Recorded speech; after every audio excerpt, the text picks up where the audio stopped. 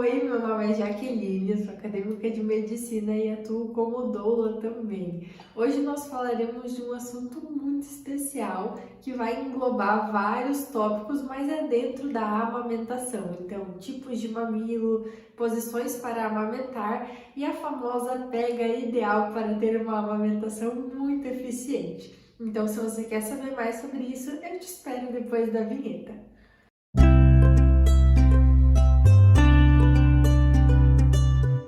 Tipos de seio. A gente tem o costume, ou pelo menos pensa, já passou na minha cabeça, que os tipos de seio eram um só, na verdade. Existia só um tipo e também a própria questão da vagina era uma só. Mas a verdade é que tem algumas peculiaridades de um tipo para o outro. E nesse vídeo nós falaremos sobre os tipos de mamilo. Não só sobre isso, mas vamos começar por aí. E existem 4 que tem e vamos mencionar aqui para você. O primeiro é em relação ao mamilo normal, ou também conhecido como protuso. É o tipo de mamilo mais recorrente entre as mulheres. E ele tem uma projeção do mamilo em relação à areola. E quando eles são estimulados, eles tendem a então ter essa projeção de maneira normal. O segundo tipo é o mamilo plano, é quando o mamilo ele não tem uma projeção em relação à areola, então ele fica na mesma linha da areola, mas assim como o normal, quando ele é estimulado, ele tende a também ter essa projeção para fora da areola. O terceiro tipo de mamilo é o mamilo invertido, que é quando o mamilo, ao invés de estar na linha da areola ou com uma projeção para fora, ele vem para dentro.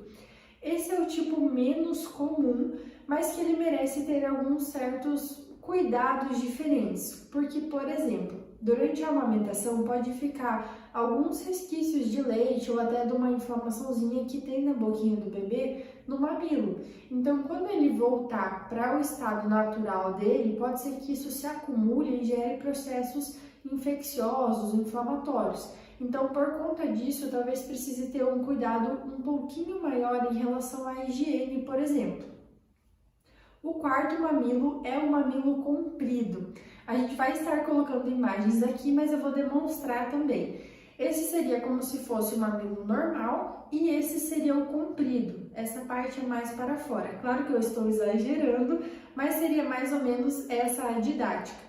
E em relação a esse tipo comprido, o que precisa tomar cuidado é em relação à abocanhada do bebê, para ele não abocanhar só o mamilo. O ideal é que ele abocanhe a areola, assim como todos os outros. A gente já vai falar da pega ideal e vocês vão entender o porquê disso. Então precisa tomar cuidado em relação a isso. Mas como a pega precisa ser na areola e não no mamilo, é por isso que todos os tipos de mamilos são capazes sim de amamentar. Talvez vocês encontrem algumas pessoas falando que tal tipo de mamilo é ideal que não amamente ou que não vai conseguir. Não, isso está errado. Todos os tipos de mamilos são capazes sim de amamentar.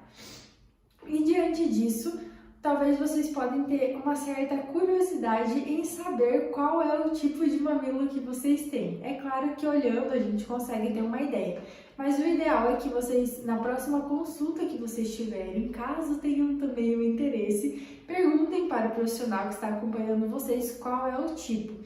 Isso por quê? Porque às vezes numa percepção primária do mamilo, a gente pode achar que é um mamilo, mas na verdade é outro. Por exemplo, o mamilo invertido, que é esse para dentro, quando ele está com mastite, que é uma inflamação nos tecidos mamários, ele pode ter uma projeção para fora. E aí vai parecer um mamilo normal, que também é conhecido como protuso. E por isso talvez seria interessante buscar um profissional para ter uma fala mais certeira. E diante disso, da amamentação em si, existem algumas posições também que eu quero mencionar para vocês que a mulher pode estar optando na hora da amamentação. A primeira é a tradicional, que é quando o bebê é colocado em uma mama e o corpinho dele vem pela frente do corpo da mulher. A segunda é a posição deitada, então a mulher se deita de lado e o bebê deita na frente, abocanhando o seio, com o auxílio ali de um travesseiro também para estar no apoio. Então, essa é a posição deitada, os dois um do ladinho do outro. A terceira posição é o cavalinho. O bebê é colocado aqui em uma das pernas da mãe e ele vem de frente mamar.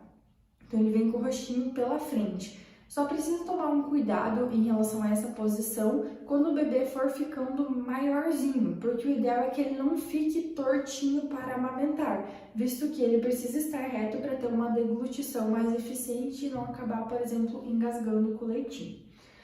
A quarta posição é a invertida, quando o bebê é colocado no seio e ao invés das perninhas dele correrem pela frente, elas vão posterior à mãe, então as perninhas vão para trás da mãe. E no caso dos gêmeos, tem a tradicional e a invertida. Claro que dá para fazer o cavalinho também, mas vai ser um pouco mais difícil. A tradicional, cada bebê é colocado em um seio e as duas perninhas de cada bebê correm para o mesmo lado. E a invertida, os bebês são colocados no seio e as perninhas dos dois correm posterior à mãe. E agora, em relação aos tipos de mamilo e a posição, isso é meio particular de cada mulher. A mulher vai ver que posição é mais confortável para ela amamentar e a questão do tipo de mamilo, isso vai nascer com uma mulher, né? Então ela não tem escolha, mas vai ser individual para cada mulher. Mas existe um terceiro ponto que vamos entrar agora, que é a pega correta. E em relação à pega, independente do tipo de mamilo, da posição, a pega precisa ser igual, porque ela terá 5 características que vão determinar se a mamada será mais efetiva ou menos efetiva. E antes de entrar nos 5 pontos em si, eu gostaria de falar que a pega e a sucção do bebê vão garantir tanto uma alimentação de qualidade para ele, quanto também uma maior produção de leite, visto que isso vai estimular a produção de leite. E além disso, antes de entrarmos nesses pontos, eu gostaria de mencionar que tanto para você quanto para o bebê, o amamentar é algo totalmente novo. Então é lógico que no início pode apresentar uma certa dificuldade, tanto vinda de ti quanto vinda do bebê. Mas dentro do útero da mulher, o bebê já passava por alguns processos que iam ensinando ele o que estaria por vir, como por exemplo a deglutição do líquido presente ali no útero. Então ele já deglutia para ir treinando o que depois viria a ser a deglutição da amamentação. Então calma, tenham paciência porque vai dar certo. Só é um processo de aprendizado e às vezes esses processos demoram um pouco até pegar o jeito. A primeira dica que eu quero mencionar para vocês é em relação à boca do bebê. Ela precisa ser a boca de peixinho, então vai ser assim, com os lábios para fora. Os lábios do bebê precisam estar voltados para fora. Nós colocaremos uma foto agora aqui, onde conforme eu for falando os pontos para vocês, vocês vão ir identificando na foto. Então, o primeiro ponto é a boca, que precisa ser a boca de peixinho. O segundo ponto é em relação à abocanhada, precisa ser na areola do seio da mulher e não no mamilo. O terceiro ponto é em relação ao narizinho. O nariz não pode estar totalmente grudado no seio da mulher, ele precisa estar afastado para que esse bebê consiga respirar. Até porque existem alguns bebês, por exemplo, que depois que eles terminam de mamar, eles ficam fazendo movimento na mama da mulher para dormir, para ninar ou enquanto estão dormindo. Então precisa esse narizinho estar afastado para que ele consiga respirar melhor. O quarto tópico é em relação ao queixinho do bebê. O queixo precisa estar encostado na mama. Isso vai ajudar a dar suporte e também estimular o processo de sucção. E a quinta dica é em relação às bochechinhas. Elas precisam encher enquanto o bebê está sugando. Talvez vocês vejam, reparem no seu bebê, que quando ele puxa, ao invés de encher a bochechinha, ela vai para dentro, como se fosse 2 covinhas, uma de cada lado. Isso está errado, a bochecha precisa, na verdade, encher. Essas foram as 5 dicas. E diante disso, claro, de novo, tenha paciência, aos poucos vocês vão pegando o jeito. Mas algo que eu gostaria de deixar para vocês é que não é normal que a amamentação venha acompanhada de dor. Então, se você está sentindo dor, algo não está certo. Então, o ideal é que você busque ajuda. E não necessariamente precisa ser com o médico que está te acompanhando. Hoje existem consultoras de amamentação ou consultores de amamentação.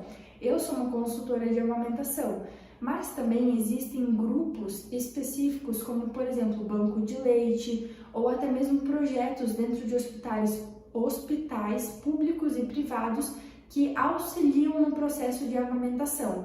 Então dá um Google aí, verifica se tem na sua cidade ou em uma cidade perto de você, porque tem grupos, por exemplo, como o banco de leite, na minha cidade tem um banco de leite, onde as mulheres te chamam para o banco de leite e elas te ajudam passo a passo. E se tem outro fator associado, elas já te ajudam também. Então assim, caso seja necessário, caso você esteja sentindo dor, saiba que você não é a única, a maioria das mulheres enfrenta uma dificuldade tremenda quando se trata de amamentação, então busque ajuda. Esse foi o vídeo de hoje, confesso que é um dos mais especiais para mim até agora, mas é isso, nos vemos no próximo vídeo e até mais!